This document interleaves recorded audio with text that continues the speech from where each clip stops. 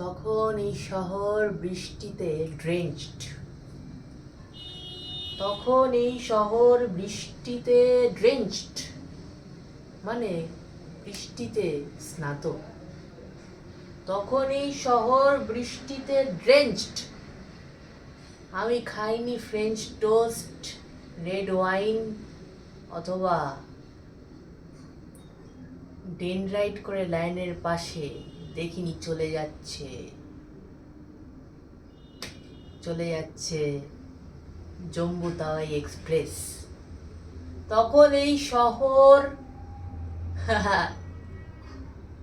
প্রবল বৃষ্টিপাতের পরে ড্রেঞ্চড। আমি খাইনি ফ্রেঞ্চ টোস্ট বা ওয়াইন বা করিনি ডেনরাইট, দেখিনি চলে গেছে পাশ দিয়ে জম্মু তাওয়াই এক্সপ্রেস। এহেন সময়ে আকাশে তারারা জ্বলে ওঠে। রাতের তারারা সকালেও থাকে, কিন্তু রাত্রেবেলা মানুষের চোখে জ্বলে ওঠে। যদিও এখন ভীষণ মেঘ, একটা চূড়ান্ত সুররিয়াল সানসেটের পর অন্ধকারকে আসতে না দিয়ে দূষণময় শহরের মেঘ। যদিও এখন আকাশে খুব মেঘ, পলিউশনে আটকে দিয়েছে ভোরের আলো, তাই হয়নি সম্পূর্ণ অন্ধকার। তবুও বলে রাখা ভালো, তারারা আকাশে জ্বলছে। তখন এই শহর প্রবল বৃষ্টিপাতে ড্রেঞ্চড। আমি করছি আত্মব্যঙ্গ, আত্মচিত্র আঁকছি। এই ফ্লোরে নেই আমার স্কুলের টেবিল বেঞ্চ। জানি না কি করে মেলাচ্ছি এই কাব্য, অন্তমিল হচ্ছে না। অন্তমিলের কথা নয় কালকে ভাববো। আজকে বরং বুঝতে চাওয়া এই সন্ধ্যের মানে। আজকে বরং খুঁজতে চাওয়া আত্মব্যঙ্গের এই প্রবণতা কেন মানব মস্তিষ্ক হানে। তখন এই শহর বৃষ্টিপাতে ড্রেঞ্চড।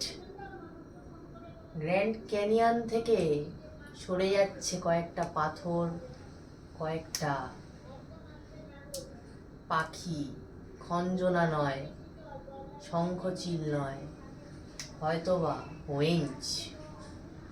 জানি এই ওয়েঞ্চটা বললাম যাতে একটা অন্তমিলের মিলন পাওয়া যায়, যাতে এই কবিতাটা তোমার রবিবাৎসরীয় বা কোনো একটা সাপ্তাহিক পত্রিকা বা স্কুলের ম্যাগাজিনে ছাপানো যায়।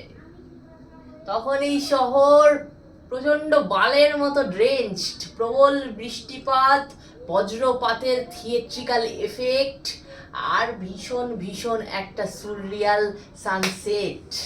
তারপরে এখন সন্ধ্যেবেলা বোকাচোদা এই শহর ঘন কালো পিচ রাস্তায় জল পড়ে আরো কালো হয়ে ড্রেঞ্চড। হ্যাঁ, তুমি দেখো না দেখো, বোঝো না বোঝো, এই শহরে তখন বৃষ্টির জলে এই শহর আচ্ছন্ন। এই শহরে তখন কোনো ভেদাভেদ নেই, কারণ এই শহর তখন প্রবল বৃষ্টিপাতে ড্রেঞ্চড। হ্যাঁ বাড়া, এই শহরে তখন কোনো ভেদাভেদ বিদ্বেষ বিচ্ছেদ নেই, কারণ গোটা শহরই একটা প্রবল বৃষ্টিপাতে ড্রেঞ্চড। যখন প্রকৃতি কথা বলে তখন বোকাচোদা মানুষ কথা হারিয়ে ফেলে।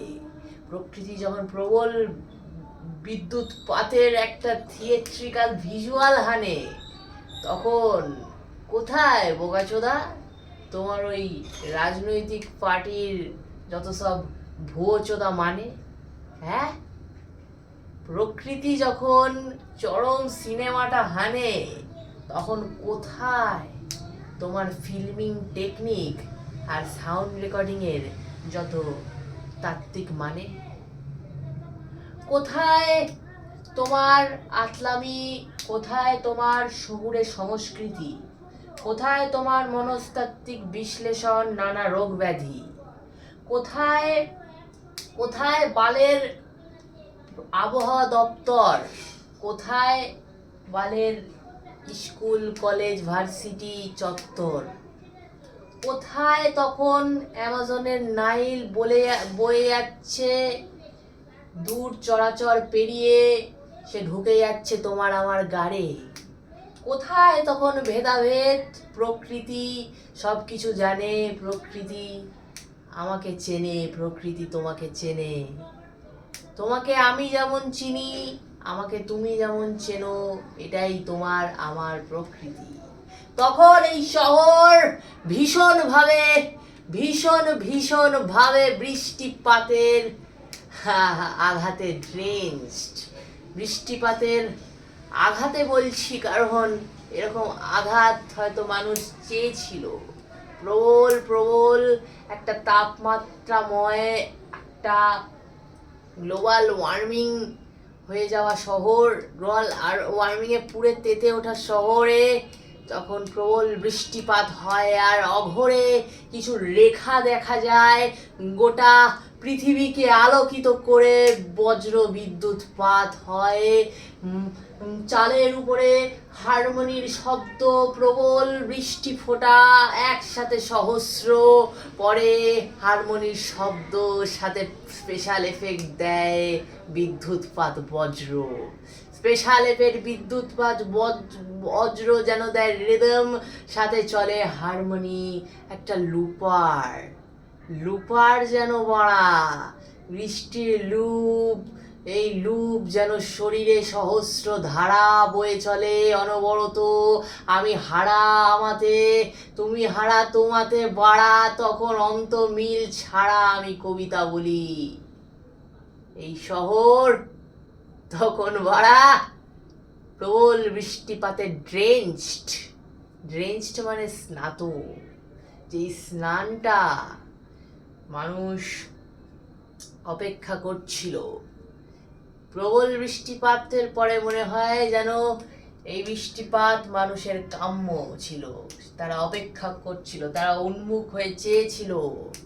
অনেক মানুষ তোমার আমার মতো সরল, তাদের মধ্যে হিংসা নেই, প্রতিহিংসা নেই, উগ্রতা নেই, আছে নিছক প্রাকৃতিক ভালোবাসা, প্রাকৃতিক প্রেম, যা মেঘে মেঘে বাঁধা, যা প্রাকৃতিক সংঘর্ষের